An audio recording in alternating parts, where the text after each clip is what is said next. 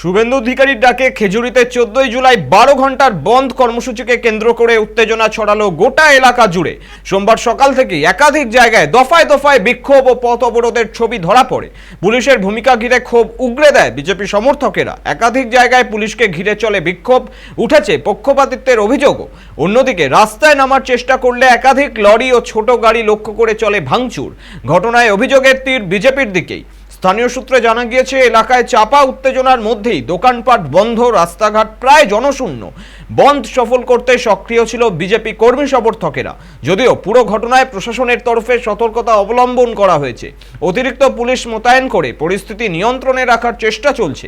এখন দেখার বিষয়, শুভেন্দু অধিকারীর ডাকা এই বন্ধ আদতে কতটা রাজনৈতিক বার্তা দিয়ে গেল খেজুরির মাটিতে।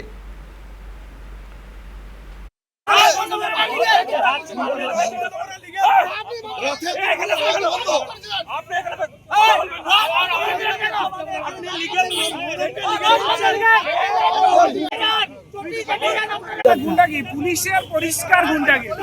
পুলিশ ডান্ডা হাতে গুন্ডামি করতে রাস্তায় নেমেছে, স্বতঃস্ফূর্তভাবে বহুত মানুষ করছে।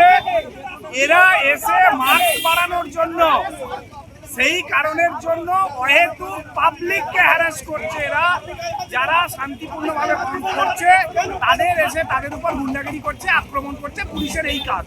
এই সেই পুলিশ যারা রথ বন্ধ করে দিয়েছিল, এই সেই পুলিশ মহরমের তাজিয়া ন্যাশনাল হাইওয়ে দিয়ে যাওয়ার জন্য 2 ঘন্টা রাস্তা বন্ধ করেছিল।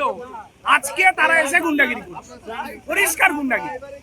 এই যে আপনাদের বিরুদ্ধে একটা অভিযোগ করছে যে জোর করে আপনারা দোকানপাট বন্ধ করাচ্ছেন। কোথাও এই সব জায়গাতেই দেখেছেন, কোথাও ক্যামেরায় একটাও কোনো জায়গাতে দেখাতে পেরেছেন যে একজনও কয়েকটিও কোনো দোকানকে আমরা জোরপূর্বক করেছি?